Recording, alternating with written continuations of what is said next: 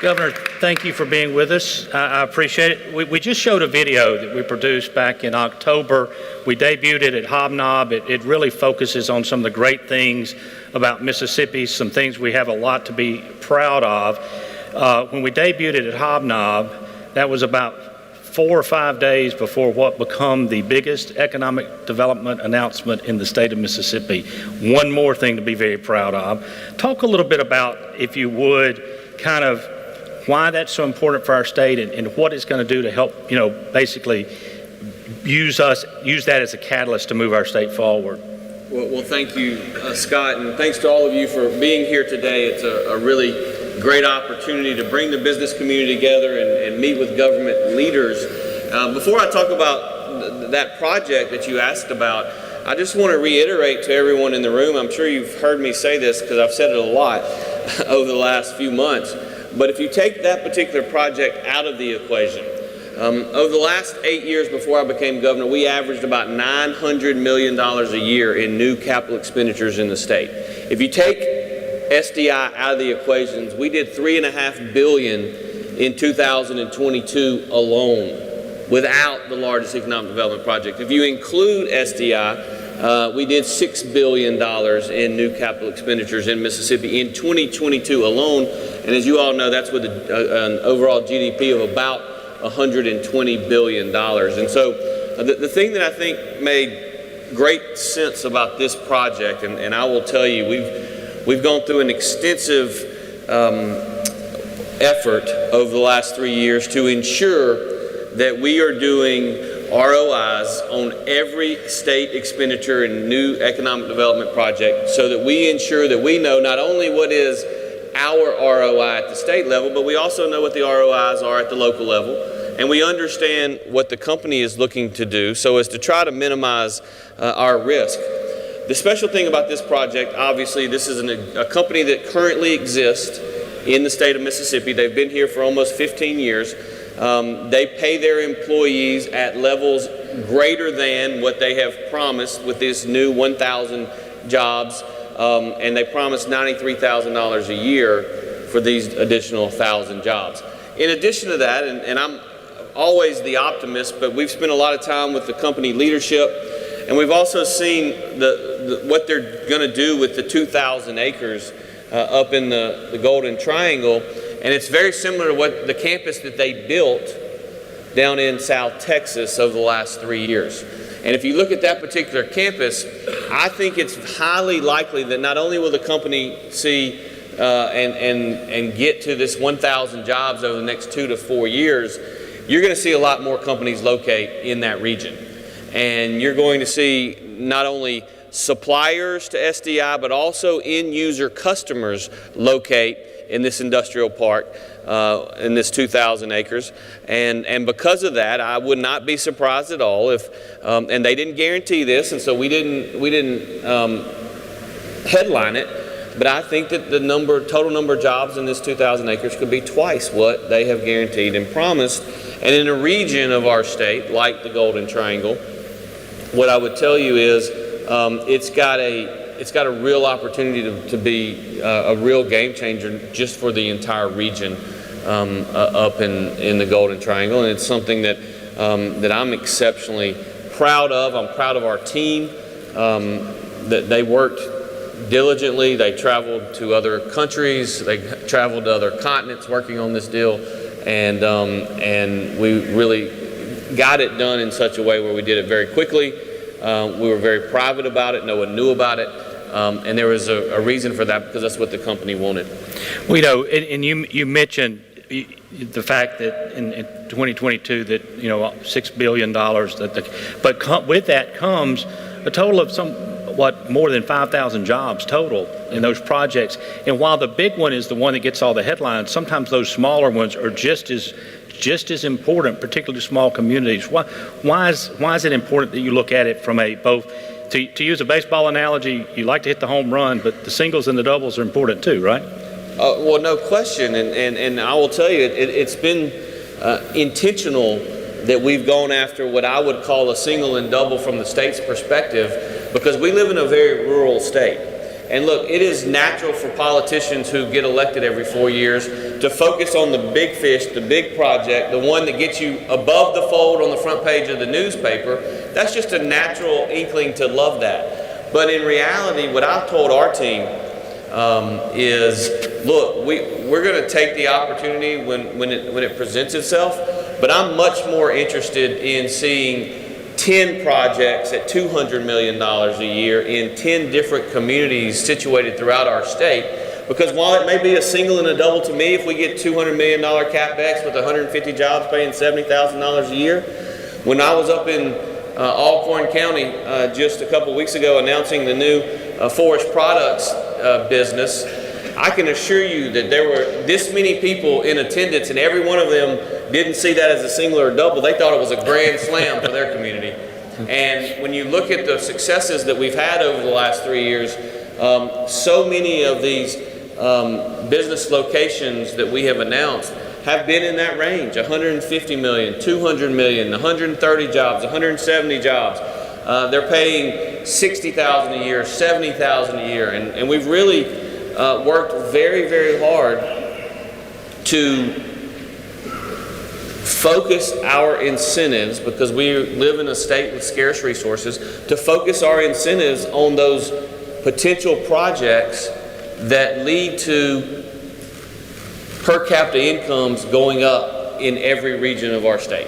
And so we're not incentivizing very many businesses that are locating, that are hiring people, regardless of how many people they hire, that are paying below the county average wage. We're just not doing that anymore. And that's not always easy for everyone, and change is sometimes difficult, but I really do believe that that's what's in the best interest of the state long term. Yeah. Well, I want to shift just over to education for just a minute. Over the last 10 years, but during your time as Lieutenant Governor and now as Governor, we've seen great strides made in education. And one of the things that has, I think, helped this is what's commonly referred to as the third grade reading gate. Can you talk a little bit about what that's meant and what you think it's going to mean for our future in terms of educating our kids in the state? Yeah, so let me begin by saying there are those who still like to say that Mississippi is 50th in everything, and specifically Mississippi is 50th in public education. And there are those who certainly continue to say that, and that is their prerogative. They can lie all they want to lie. But now it's just not true anymore. Because of conservative educational reforms that we enacted mostly in 2012, 2013, and 2014, where we find ourselves today is in a totally different hemisphere than where we were just 10 years ago. For instance, when the day I was sworn in as Lieutenant Governor in January of 2012, the average high school graduation rate in America was 84.5%. In Mississippi, it was 72.5%. We've been doing public education the same way for years and years and years, and that's where we were. Last year, the high school graduation rate in America rose from 84.5% to 86.5% over that 10-year period. In Mississippi, we went from 72.5% to 88.5% high school graduation rate. That is the highest it has ever been in Mississippi. We have the highest graduation rate, the lowest dropout rate in the history of our state. And that's something we ought to be proud of, and we ought to brag about it. And it shouldn't matter what political party you're in, or what part of the state you're in, or whether you have kids or not. I mean, it's a big deal that we're above the national average in high school graduation rates. But it was because of conservative education reforms and putting accountability measures in place. Having said that, and I don't think any of us fully appreciated or knew at the time, in my opinion, the single most important piece of legislation that has been passed in Mississippi, certainly during my tenure in government, which, believe it or not, is in year 20 now, but I think probably the single biggest, most important piece of legislation ever passed in the history of our state with respect to education, and maybe with respect to anything, was what they like to call the Literacy Promotion Act. We called it the third grade gate. And some people got offended by that, but in essence, that's what it is. if you're not reading at a certain level, when you leave the 3rd grade, then you don't get to go to the 4th grade in the state of Mississippi. Now, when we first passed it, there was a lot of concern that, hey, 50% of our kids are going to end up staying in the 3rd grade. But guess what? Mississippians have done what Mississippians do. When you raise the level of expectations, we come together and we figure out a way to meet those increased expectations. And so the 3rd grade reading gate has done wonders for kids across Mississippi. And I mean kids from every geographic region, kids from every race, kids everywhere are reading better because of that piece of legislation. I want to give you one final statistic. By the way, overall our educational system has gone from 50th in America 10 years ago to 32nd to 34th today. Now to be fair, 50th wasn't good enough 10 years ago, and 32nd to 34th isn't good enough today. There are 2 ranking systems. One's 32nd, one's 34th. 32nd, 34th isn't good enough today. And so we got to keep working on it. But guys and girls, we are making some tremendous progress. Here's a statistic that I looked up just the other day because I happened to see it on Twitter. It was one of my colleagues, a governor from another state, bragging about it. 4th grade reading skills. And I'll credit this to not only the legislation that was passed, but the way in which the department implemented it. 4th grade reading skills in each of the last 3 years, we're in the top 5 in America in 10-year growth numbers overall. But here's a statistic. 10 years ago, in 2012, African American 4th graders, when compared to their peers in other states, scored 46th best. In 2022, they scored 4th best in America. My friends,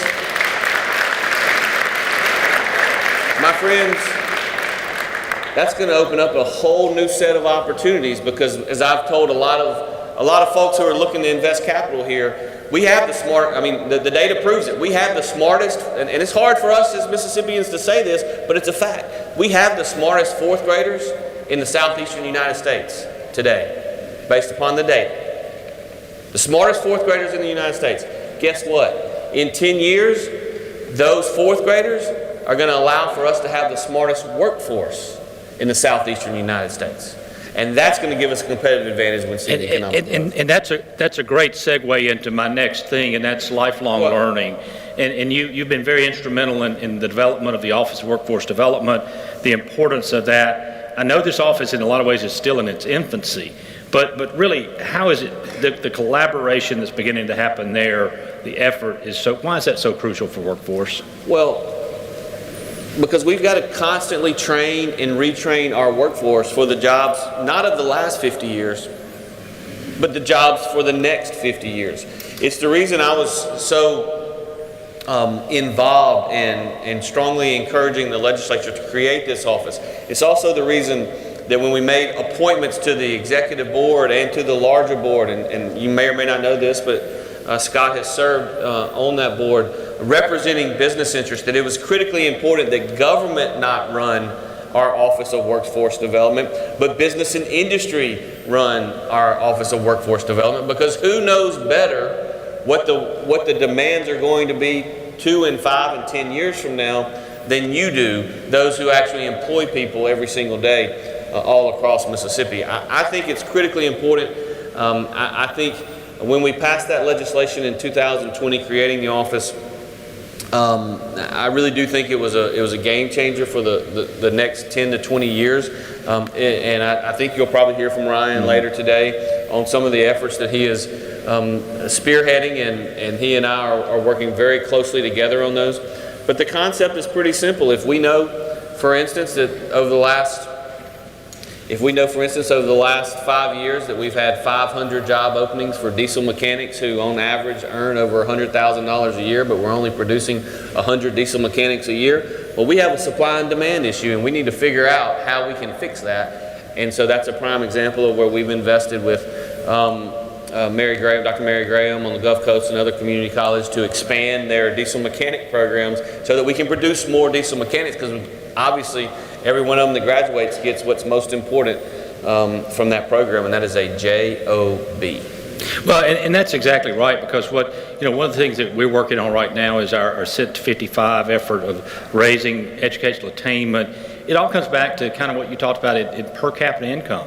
If we're putting people in the right pathway to get the right jobs, it's going to make a difference long term, and I think that's key. No doubt, and by the way, that's the reason I advocated for the legislature funded $8 million of career coaches. Mm-hmm. We've seen in Northeast Mississippi particularly how career coaches have been successful.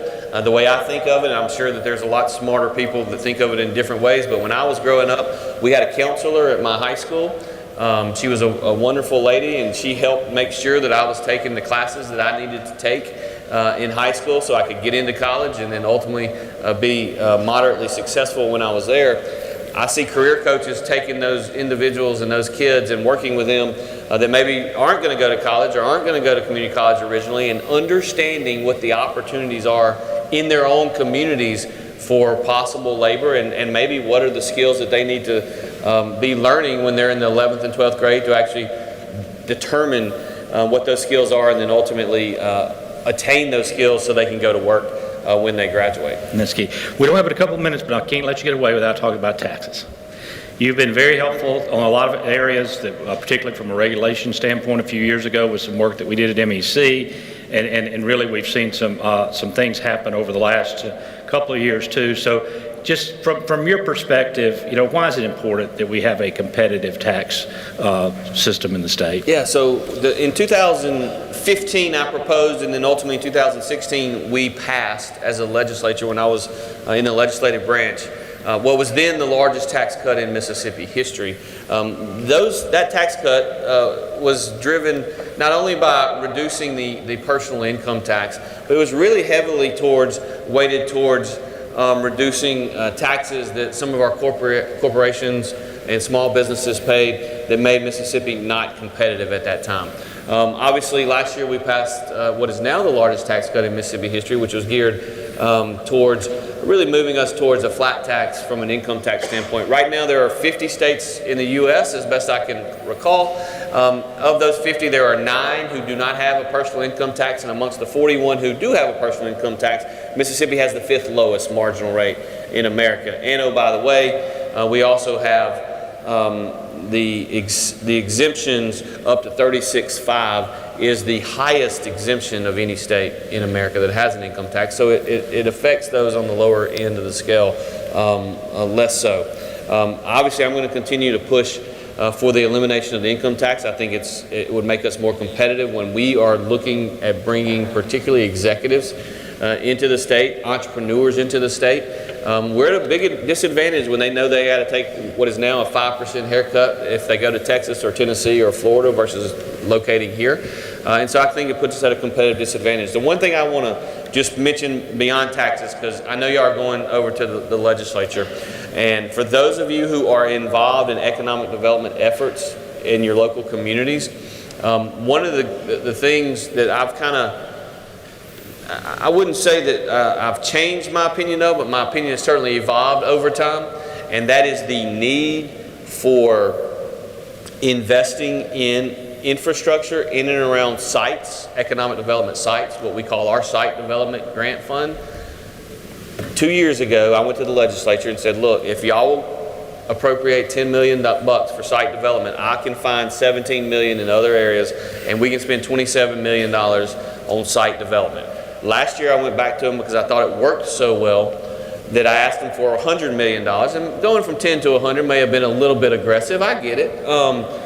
And so they cut me by 50%, but they gave me $50 million this year for site development, and my plan is to develop 30 sites around Mississippi that are moving towards being shovel ready for the next major economic development site. And I want to do it I want to have 30 sites in every region across the state.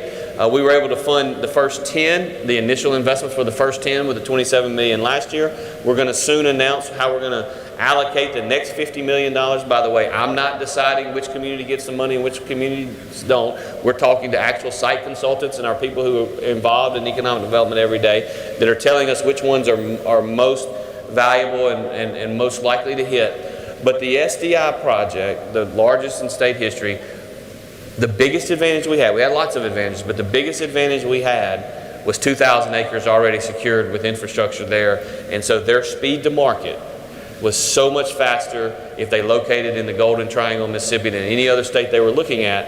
And so we want to replicate that in your community. And I just need continued efforts, and I'm not suggesting there's been any pushback, but continued efforts for everyone in the legislature to understand that this infrastructure investments is a really, really good investment with really positive long-term ROIs for the state of Mississippi. And I could go through where the best sites in the state are located. It's something that, when I got elected, I said I want to spend 95% of my time dealing with economic development and bringing jobs and improving per capita incomes in the state. Now, I haven't been able to spend 95% of my time in my first 3 years doing that because of the other things that have popped up. But that is something that is on my agenda that I think we certainly would align ourselves on, that site development monies, if you're involved in economic development at the local level, you appreciate how important and how transformative that can be, because speed to market really matters. When I first came in 20 years ago, the first question I got in every economic development deal I ever went to with Haley Barber was, let's talk about incentives. Probably 5 to 7 years ago, the first question I always got was, let's talk about your workforce. And that's still, both are still important questions. But today, it's about speed to market. It's about how quickly can I start, how quickly can I get the permits done, how quickly can I start building, and how quickly can I start producing my product and getting it to market, because I don't get to make money on things that I'm not selling. And so I just want to mention that. It's really important, I think. Well, thank you. And you've said this, and I think a lot of people in this audience have probably heard me say this too. We have a great story to tell in Mississippi. We have to tell that story. We appreciate all that you're doing. We appreciate what has transpired. We look forward to working with you and continuing moving our state forward. And thank you so much for spending a few minutes with us this morning to talk about some of the things that are happening. It's been my privilege. Thank you all. Appreciate it.